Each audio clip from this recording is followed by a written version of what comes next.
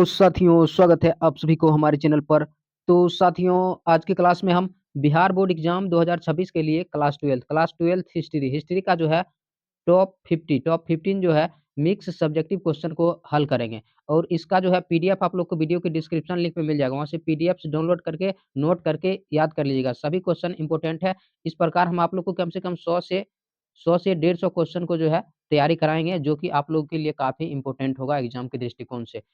तो आज से आप लोग का सेशन जो है रेगुलर चलता रहेगा। तो देखिए फर्स्ट क्वेश्चन है, देखिए हड़प्पा सभ्यता के पतन के मुख्य कारण क्या थे? तो देखिए हड़प्पा सभ्यता के पतन पतन के मुख्य कारण क्या थे? तो देखिए हड़प्पा सभ्यता के पतन का जो है मुख्य कारण देखिए अकाल अकाल हो गया, सूखा हो गया, बाढ़ हो गया, नदी के मार्ग में बदलाव आदि को माना जाता है। तो याद रखिएगा कि हड़प्पा सभ्यता के पतन का मुख्य कारण जो है अकाल, सूखा, बाढ़, नदी नदी के मार्ग में बदलाव आदि को माना जाता है। देखियो हड़प्पा संस्कृति यानी कि हड़प्पा सभ्यता की भाषा अभी तक जो है पढ़ी नहीं जा सकी है। हड़प्पा सभ्यता की भाषा जो है अभी तक पढ़ी नहीं जा सकी है। अतः देखिए इसके अंत का सिर्फ अनुमान लगा सकते हैं। इसके अंत का क्या लगा सकते हैं? अनुमान लगा सकते हैं कि अकाल हो गया, सूखा हो गया, बाढ़ हो गया, नदी के मार्ग में बदलाव से हड़प्पा सभ्यता का क्या हो गया? पतन हो गया। इसका सिर्फ जो है अनुमान लगा सकते हैं। अनुमान इसलिए लगा सकते हैं क्योंकि देखिए हड़प्पा सभ्यता की भाषा अभी तक जो है पढ़ी नहीं जा सकी है। तो इसके इसीलिए इसके अंत का सिर्फ हम क्या लगा सकते हैं? अनुमान लगा सकते हैं। तो आसान भाषा है, आप लोग को निश्चित रूप से आसानी से याद हो जाएगा। तो देखिए सेकंड नंबर क्वेश्चन है, देखिए 1857 के विद्रोह की असफलता के मुख्य कारण बताइए। तो देखिए 1857 के विद्रोह के जो है असफलता के कारण बताइए। तो देखिए 1857 के विद्रोह की असफलता के जो है मुख्य कारण निम्नलिखित है, जो इस प्रकार है। तो देखिए 1857 के जो विद्रोह हुआ था उसका असफलता का यानी कि क्रांति का जो है असफल रहा। तो असफल रहा किस कारणवश असफल रहा है? तो उस कारण को बताना है। तो देखिए यह विद्रोह निश्चित तिथि से पहले आरंभ हो गया। तो देखिए यह विद्रोह क्या हुआ था? निश्चित माने यानी कि जो तिथि निश्चित था, उस निश्चित तिथि से जो है पहले ही क्या हो गया? आरंभ हो गया यानी कि शुरू हो गया। देखिए इसकी तिथि 31 मई निर्धारित की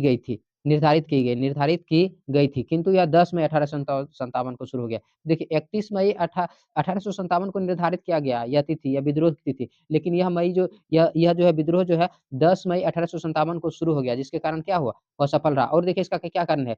देखिए यह स्वतंत्रता संग्राम में पूरे भारत में फैल गया। यह स्वतंत्रता संग्राम क्या हो गया? पूरे भारत में फैल गया। देखिए परिवहन तथा संचार के अभाव में भारतवासी इस पर पूर्ण नियंत्रण नहीं रख सके। तो देखिए परिवहन का अभाव था, संचार का यानी कि सूचना को एक एक स्थान से दूसरे स्थान तक पहुँचाने का अभाव था। उसी को क्या कहते हैं? संचार कहते हैं। परिवहन यानी कि सामान को एक जगह से दूसरे जगह तक ले जाने का अभाव था। इसी के कारण क्या हुआ कि यह जो है विद्रोह असफल रहा। तो देखिए 3 नंबर पॉइंट है, देखिए भारतवासियों के पास अंग्रेजों के मुकाबले हथियारों का अभाव था, और भारतवासियों के पास जो है अंग्रेजों के मुकाबले हथियार का क्या था? अभाव था। तो देखिए नेक्स्ट पॉइंट है, देखिए भारत में कुछ वर्गों ने इस विद्रोह में सक्रिय भाग नहीं लिया, और भारत में कुछ वर्गों जो होते हैं, कुछ वर्गों ने क्या किया? इस विद्रोह में जो है सक्रिय यानी कि पूर्ण रूप से भाग नहीं लिया। देखिए देखिए भारत में अंग्रेजों के समान कुशल सेनापतियों का अभाव था। तो भारत में और क्या था कि अंग्रेजों के समान जो है कुशल सेनापतियों का अभाव था। उसके बाद देखिए क्रांतिकारियों में किसी एक निश्चित योजना एवं एवं निश्चित उद्देश्य की कमी थी, और क्रांतिकारियों में जो है कोई जो है निश्चित योजना नहीं थी, निश्चित योजना एवं निश्चित उद्देश्य की कमी थी। इसीलिए क्या हुआ कि 1857 के जो विद्रोह था वो असफल रहा। तो देखिए तो इस क्वेश्चन को भी याद रखिएगा, इंपॉर्टेंट क्वेश्चन है। सभी इंपॉर्टेंट क्वेश्चन हम आप लोग को बताते हैं एग्जाम के दृष्टिकोण से। तो देखिए नेक्स्ट क्वेश्चन है, देखिए भारतीय स्वतंत्रता संग्राम में महात्मा गांधी के योगदान किस प्रकार महत्वपूर्ण थे? तो देखिए गांधी जी ने राष्ट्रीय आंदोलन की नई दिशा एवं दशा दी। तो गांधी जी ने क्या किया? राष्ट्रीय आंदोलन की नई दिशा एवं दशा दी। देखिए औपनिवेशिक सरकार के विरुद्ध उन्होंने अहिंसा एवं सत्याग्रह नामक दो दो अस्त्रों का जो है सहारा लिया। तो देखिए तो गांधी जी ने क्या किया? अहिंसा अहिंसा और सत्याग्रह नामक दो नए अस्त्रों यानी कि दो नए आंदोलनों का क्या कर लिया? सहारा लिया। देखिए स्वतंत्रता आंदोलन को उन्होंने जन आंदोलन में परिवर्तित कर दिया, और गांधी जी ने क्या किया? स्वतंत्रता आंदोलन को जन आंदोलन में परिवर्तित कर दिया। ये भी क्वेश्चन काफी इंपोर्टेंट है, तो याद रखिएगा आप लोग। नेक्स्ट क्वेश्चन है, देखिए पुरातत्व क्या है? पुरातत्व वह विज्ञान है जिसके माध्यम से पृथ्वी के गर्भ में छिपी हुई सामग्रियों की खुदाई कर, मतलब पृथ्वी के गर्भ में कोई सामान छिपा हुआ, तो उस सामान को जो है खुदाई कर जो है अतीत के लोगों के यानी कि अतीत जो पहले समय के जो लोग थे उनके भौतिक जीवन का ज्ञान जो है प्राप्त किया जाता है, उसी को क्या कहते हैं? पुरातत्व कहते हैं। तो याद रखिएगा पुरातत्व वह विज्ञान है जिसके माध्यम से पृथ्वी के गर्भ में छिपी हुई सामग्रियों की खुदाई कर देखिए यहाँ पर अतीत होगा, अतीत कर लीजिएगा, अतीत। अतीत के लोगों के भौतिक जीवन का जो है ज्ञान प्राप्त किया जाता है, उसी को क्या कहते हैं पुरातत्व के कहते हैं, ठीक है? तो याद रखिएगा। नेक्स्ट क्वेश्चन है देखिए उत्खनन क्या है? तो देखिए उत्खनन, देखिए खुदाई की एक प्रक्रिया है। उत्खनन क्या है? खुदाई की एक प्रक्रिया है जिसमें ज़मीन ज़मीन से कुछ खास चीज़ें निकाला जाता है। तो याद रखिएगा उत्खनन खुदाई की एक प्रक्रिया है जिसमें ज़मीन से कुछ खास चीज़ें निकाला जाता है। देखिए पुरातत्वविद कलाकृतियों और जीवाश्मों को खोजने के लिए उत्खनन का उपयोग किया जाता है। यानी कि पुरातत्व जो कलाकृतियाँ हैं, जो ना सामान है, ठीक है? कोई जो है तो उसके खोज करने के लिए जो है पुरातात्विक कलाकृतियों और जीवाश्मों को खोज करने के लिए उत्खनन किया जाता है, ठीक है?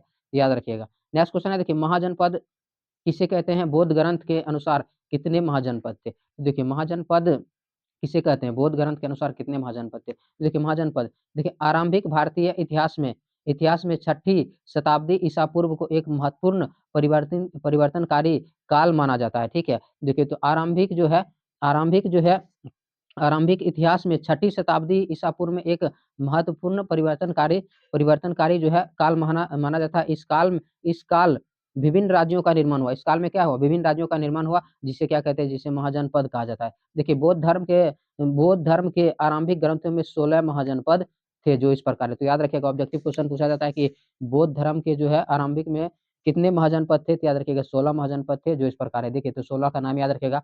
काशी हो गया, कौशल हो गया, अंग हो गया, मगध हो गया, वज्जी हो गया, मल्ल हो गया, देखिए चेदी हो गया, देखिए वत्स हो गया, करु हो गया, पांचाल हो गया, पतस्य हो गया, सूरसेन हो गया, देखिए अस्मक हो गया, अवंती हो गया, गंधार हो गया, कंबोज हो गया। तो ये सब क्या थे? महाजनपद थे, तो इसके बारे में आप लोग याद रखिएगा। और इसमें सबसे शक्तिशाली ये महाजनपद थे मगध। इसके बारे में याद रखिएगा कि बौद्ध धर्म के अनुसार जो है सबसे शक्तिशाली महाजनपद कौन थे? तो याद रखिएगा मगध।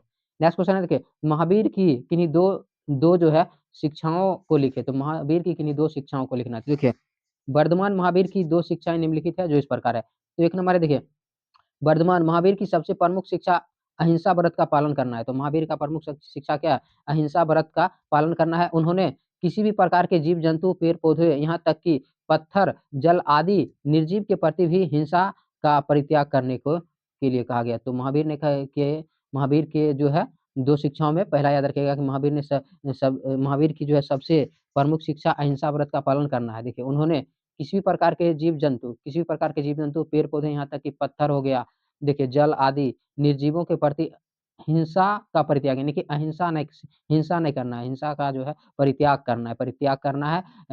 करने के लिए कहा गया।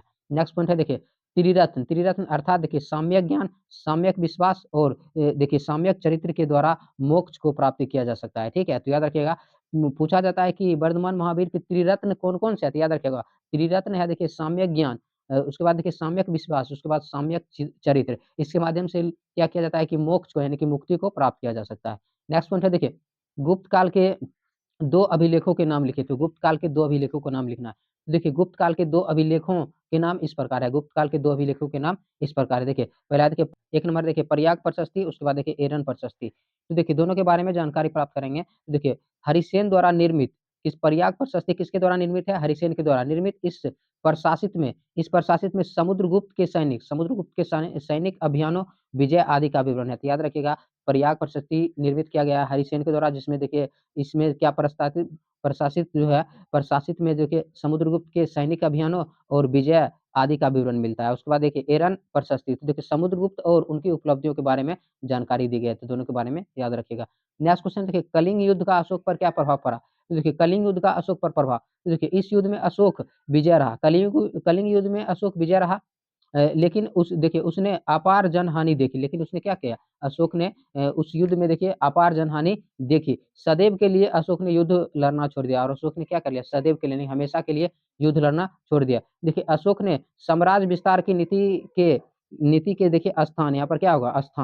स्थान पर देखिए धर्म प्रचार की नीति अपनाई। तो याद रखिएगा अशोक ने क्या किया? साम्राज्य विस्तार की नीति के स्थान पर धर्म प्रचार की नीति अपनाई। तो उसके बाद देखिए कलिंग का मगध राज में विलय हो गया और कलिंग का क्या हुआ? मगध राज में विलय हो गया। देखिए उसके हृदय में मानवता की सेवा, अशोक के हृदय में मानवता की सम्राट अशोक के जो हृदय में जो है मानवता की सेवा, जीवों के कल्याण एवं दया का भाग जो है जागृत हुआ, ठीक है? तो याद रखिएगा कलिंग युद्ध का अशोक पर क्या प्रभाव पड़ा, ठीक है? नेक्स्ट क्वेश्चन है देखिए किन्हीं किन्हीं 2 गुप्तकालीन मंदिरों के नाम एवं स्थान को लिखें। देखिए किन्हीं 2 जो है गुप्तकालीन मंदिरों के नाम एवं स्थान को लिखें। तो देखिए 1 नंबर है देखिए विष्णु मंदिर कहाँ पर है? देखिए तिगवा। तिगवा किस राज्य में है? तो देखिए जबलपुर मध्य प्रदेश के जो है जबलपुर में है, ठीक है? मध्य प्रदेश राज्य के जबलपुर में है, ठीक है? उसके बाद देखिए शिव मंदिर देखिए भूमरा, शिव मंदिर भूमरा देखिए नागौद में है, ये भी मध्य प्रदेश में है। यहाँ पर 2 मंदिरों का नाम पूछ रहा है, लेकिन हम आप लोग को ये देखिए यहाँ पर जो है 4 लिखा हुआ, ठीक है? तो आप लोग 2 याद रखिएगा। देखिए यहाँ पर पार्वती है, ठीक है? पार्वती, पार्वती पार्वती जो है मंदिर, पार्वती मंदिर जो है नचना, नचना क्या है देखिए कुठार मध्य प्रदेश, ये भी मध्य प्रदेश में है। उसके बाद देखिए देखिए सिरपुर का लक्ष्मण मंदिर देखिए रायपुर छत्तीसगढ़, इस बारे में याद रखिएगा, इस सभी के बारे में यहाँ पर पार्वती कर लीजिएगा सही से आप लोग, ठीक है? तो आप लोग याद रखिएगा, इम्पोर्टेंट क्वेश्चन है। नेक्स्ट क्वेश्चन देखिए सातवाहन कौन थे? तो देखिए सातवाहन कौन थे? देखिए सातवाहन, देखिए सातवाहन, देखिए भारत के दक्कन क्षेत्र में शासन करने वाला एक प्राचीन राजवंश था। तो याद रखिएगा सातवाहन जो है भारत के दक्कन प्रदेश में जो है शासन करने वाला एक जो है प्राचीन प्राचीन राजवंश था। देखिए देखिए कण्व वंश के अंतिम शासक सुशर्मा को मारकर सिमुक ने सातवाहन वंश की स्थापना 60 ईसा पूर्व में किया। तो याद रखिएगा जो कण्व वंश थे उसका अंतिम शासक सुशर्मा को मारकर सिमुक ने क्या किया? सातवाहन वंश की जो है 60 ईसा पूर्व में स्थापना किया। देखिए सातवाहनों ने गोदावरी और कृष्णा नदियों के बीच स्थित क्षेत्र को जीता। तो गोदावरी और कृष्णा नदी के बीच में जो स्थित क्षेत्र था उसको सातवाहन ने जीता, जो जो आंध्र प्रदेश कहलाता है। जो क्या कहलाता है? आंध्र प्रदेश कहलाता है। देखिए इन्हें आंध्र सातवाहन भी कहा जाता है। तो याद रखें आंध्र प्रदेश को जो है आंध्र सातवाहन भी कहा जाता है। देखिए संभवतः इसके समय माता माता का जो है विशेष महत्व था। याद रखिए सातवाहन के समय माता का जो है विशेष महत्व था। नेक्स्ट क्वेश्चन है देखिए कार्बन 14 विधि से क्या समझते हैं? तो कार्बन 14 विधि से आप क्या समझते हैं? देखिए तो कार्बन 14 विधि देखिए, तिथि निर्धारण की वैज्ञानिक पद्धति को कार्बन 14 विधि कहा जाता है। तो याद रखिएगा तिथि तिथि निर्धारण किया जाता है। कोई जीव-जंतु जो है कितने वर्ष पहले मरा, कोई वस्तु है तो कितने वर्ष पुराना है, तो उसका जो तिथि निर्धारण किया जाता है तो उसी को क्या कहते हैं? उसी को जो है कार्बन 14 विधि कहा जाता है। तो याद रखिएगा तिथि निर्धारण की वैज्ञानिक विधि को कार्बन 14 विधि कहा जाता है। जिस जिस पदार्थ में कार्बन 14 की मात्रा जितनी कम होती है, वह इतना ही प्राचीन माना जाता है और जिस पदार्थ में कार्बन 14 की मात्रा जितनी कम होती है, वो उतना ही क्या माना जाता है? प्राचीन माना जाता है। देखिए इस विधि का खोज अमेरिका के रसायन शास्त्री बी.एफ. लीवी द्वारा सन 1946 ईस्वी में की गई थी। तो याद रखिएगा कार्बन 14 विधि की खोज जो है अमेरिका के रसायन शास्त्री बी.एफ. लीवी के द्वारा जो है सन 1946 में की गई थी। तो कार्बन 14 विधि काफ़ी इम्पोर्टेंट है, इसके बारे में याद रखिएगा। नेक्स्ट क्वेश्चन है देखिए हड़प्पा-कालीन समाज की प्रमुख विशेषताएँ को लिखें। तो देखिए हड़प्पा-कालीन समाज की प्रमुख विशेषताएँ को लिखना है। तो देखिए हड़प्पा-कालीन समाज की प्रमुख विशेषताएँ निम्नलिखित है जो इस प्रकार है। एक नंबर है देखिए हड़प्पा सभ्यता के लोग शाकाहारी तथा मांसाहारी दोनों प्रकार के भोजन करते थे। तो याद रखिएगा हड़प्पा सभ्यता के लोग जो है शाकाहारी तथा मांसाहारी दोनों प्रकार के भोजन करते थे। देखिए खुदाई से प्राप्त सुइयों के अवशेष से संकेत देते हैं कि लोग सिले-सिलाए वस्त्र पहनते हैं। यानी कि हड़प्पा सभ्यता के जब खुदाई किया गया तो वहाँ पर जो है सुइयों के अवशेष मिले, सुइयों के, जिससे पता चलता है कि यहाँ के लोग जो है सिले-सिलाए वस्त्र पहनते थे। नेक्स्ट पॉइंट है देखिए केश विन्यास प्रचलित था, केश विन्यास प्रचलित था जिससे क्या होता है स्त्रियाँ जो है जूड़ा बाँधती थी तथा पुरुष लंबे-लंबे बाल तथा दाढ़ी मूंछ रखते थे, ठीक है? नेक्स्ट पॉइंट है देखिए हड़प्पावासी श्रृंगार के शौकीन थे। मोहनजोदड़ो की नारियाँ देखिए काजल हो गया, पाउडर आदि से प्रचलित है और मोहनजोदड़ो की जो नारियाँ थे, महिलाएँ थे वो देखिए काजल हो गया, पाउडर हो गया आदि से क्या थे? परिचित थी। देखिए नेक्स्ट पॉइंट है देखिए इस सभ्यता के लोग आभूषण के शौकीन थे। देखिए इस सभ्यता के लोग विभिन्न प्रकार के आभूषण जैसे देखिए कंठहार हो गया, कर्णफूल हो गया, हंसुली हो गया, देखिए भुजबंद हो गया, कंठ हो गया, अंगूठी हो गया, कराधनी हो गया आदि पहनते थे। नेक्स्ट पॉइंट है देखिए इसके इसके आभूषण बहुमूल्य पत्थरों बहु यानी कि कीमती पत्थरों, हाथी दाँत, हड्डी एवं शंख आदि के बनते थे। नेक्स्ट पॉइंट है देखिए इस सभ्यता के लोग मिट्टी एवं धातुओं से निर्मित तरह-तरह के बर्तनों का प्रयोग करते थे। नेक्स्ट पॉइंट है देखिए इस सभ्यता के लोग फर्श फर्श पर बैठने के लिए चटाइयों के साथ-साथ पलंग से भी क्या थे? प्रचलित थे। नेक्स्ट पॉइंट है देखिए सेंथेव निवासी आमोद प्रमोद के परमित यानी कि सुख चैन से रहते थे। इस काल का ये देखिए पासा इस काल का प्रमुख खेला था। तो ये खेल था। तो याद रखिएगा आप लोग से ऑब्जेक्टिव क्वेश्चन पूछा जाता है कि हड़प्पा सभ्यता का प्रमुख खेल क्या था? तो याद रखिएगा पासा जो है इस सभ्यता का प्रमुख खेल था। नेक्स्ट क्वेश्चन है देखिए नेक्स्ट पॉइंट है देखिए सॉरी देखिए इस सभ्यता में खिलौने के साक्ष्य मिले। क्या मिले? खिलौने के साक्ष्य मिले जिससे यह पता चलता है कि इस सभ्यता के लोग खिलौने से प्रचलित थे। तो इस सभ्यता में खिलौने के भी साक्ष्य मिले जिससे क्या? जिससे यह पता चलता है कि इस सभ्यता के लोग खिलौने से परिचित थे। नेक्स्ट पॉइंट है देखिए इस सभ्यता से नर्तकी की मूर्ति के अवशेष मिले। इस सभ्यता से नर्तकी की मूर्ति के अवशेष मिले जिससे यह पता चलता है कि इस सभ्यता के लोग मनोरंजन के शौकीन थे। जिससे यह पता चलता है कि इस सभ्यता के लोग जो है मनोरंजन के शौकीन थे। नेक्स्ट पॉइंट है देखिए प्राप्त साक्ष्य से यह पता चलता है कि इस सभ्यता के लोग शिकारी के शौकीन थे। शिकार के भी शौकीन थे और उसमें जो साक्ष्य मिले उससे पता चलता है कि इस सभ्यता के लोग शिकार के भी शौकीन थे। ये क्वेश्चन 5 मार्क्स के लिए काफ़ी इंपोर्टेंट क्वेश्चन है। आप लोग को पीडीएफ मिल जाएगा वीडियो के डिस्क्रिप्शन में, पीडीएफ से जो है आप लोग क्वेश्चन को नोट्स करके या पीडीएफ से ही आप लोग याद कर लीजिएगा, निश्चित रूप से इंपोर्टेंट क्वेश्चन है।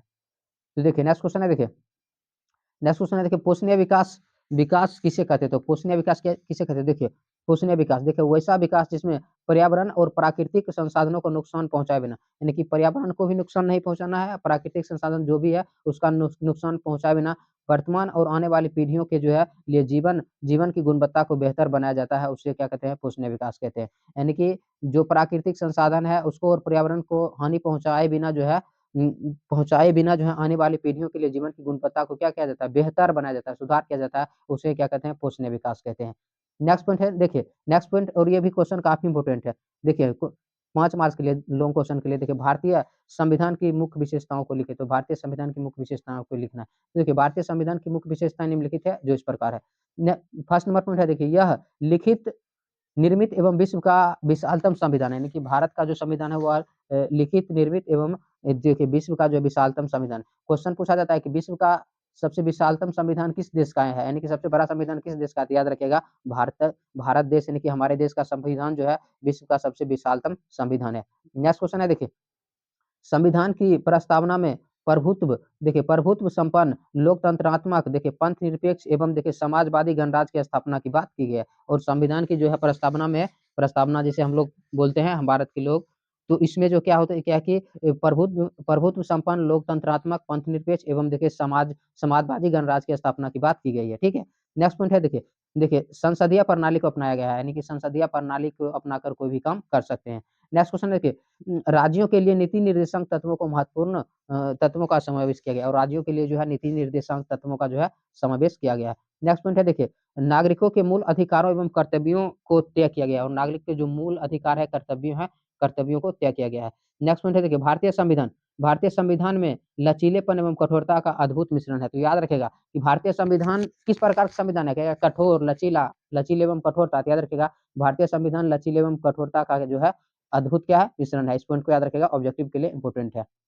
नेक्स्ट क्वेश्चन देखिए वयस्क मताधिकार का भी प्रावधान है यानी कि वयस्क मताधिकार भी का भी इसमें क्या है? प्रावधान है। नेक्स्ट पॉइंट है देखिए एक एकल नागरिकता का प्रावधान है, ठीक है? नेक्स्ट पॉइंट देखिए भारत भारत के एक कल्याणकारी राष्ट्र बनाने की बात की गई है भारतीय संविधान में। उसके बाद देखिए स्वतंत्र न्यायपालिका की स्थापना सुनिश्चित की गई है और स्वतंत्र न्यायपालिका की स्थापना भी सुनिश्चित की गई है। तो देखिए आप लोग का टॉप जो है टॉप 15 क्वेश्चन हम आप लोग को बता दिए हैं। अब अभी से आप लोग को जो है सेशन जो है रेगुलर चलता रहेगा। आप लोग को मॉडल पेपर का संपूर्ण तैयारी कराया जाएगा। वीडियो पसंद आए तो लाइक कीजिए, शेयर कीजिए और इस सभी क्वेश्चन को आप लोग नोट्स करके पीडीएफ लिंक वीडियो के डिस्क्रिप्शन लिंक पे मिल जाएगा, वहाँ से पीडीएफ डाउनलोड करके नोट्स बनाकर जो है याद कर लीजिएगा। तो वीडियो को लाइक कीजिए, शेयर कीजिए और चैनल पर पहली बार है तो सब्सक्राइब ज़रूर कीजिएगा। मिलते हैं नेक्स्ट सेशन में। धन्यवाद।